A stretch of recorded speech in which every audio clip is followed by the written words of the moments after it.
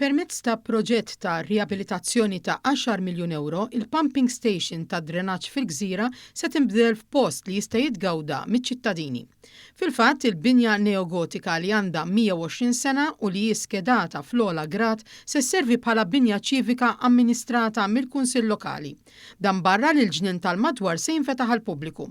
Is-sit jinkludi wkoll torri tal-ilma tal-konkrit rinfurzat li hu wieħed mill-ftit tankijiet bikrin tal-ilma tat-tip tiegħu li għadhom jeżistu f'Malta fejn ġie deċiż li dan għandu jinżamm u jiġi rrestawrat.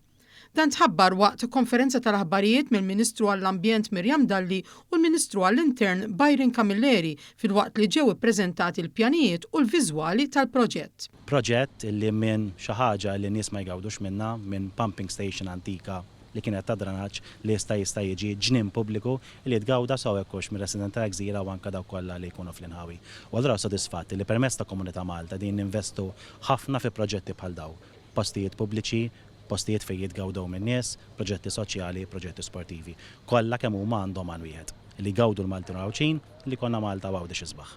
Il-Ministru Dalli tenniet li permezz ta' żona ta' 5,000 metru kwadru li ħafna kienu jgħaddu minn ħdejja ta' kuljum u ma kinux jafu għal xiex isservi, issa se tingħata l-ħajja hekk kif ftit ta' żmien ieħor se jkunu qed jinfetħu l-bibien tal-post li ilhom magħluqin aktar minn seklu. Nitkellmu dwar investiment ta' 10 miljun euro li ħafna mix-xogħol preparatorju diġà sar fuq u fil-fatt qegħdin nistennew li anke t-tender jinħareġ propju fil-jiem u l-ġimgħat li ġejjin biex imbagħad ikunu jistgħu jitilqu x-xogħlijiet. Dejjem qegħdin naraw li jkollok isu madwar sena biex isiru x-xogħlijiet. Tkellem ukoll il-kap eżekuttiv tal-Korporazzjoni għas-Servizzi tal-Ilma Karl Cilja li stqar li dan il-proġett jimmarka wieħed mill-aktar inizjattivi importanti lejn il-wirt storiku li qatt saru fl-infrastruttura tal-ilma f'Malta.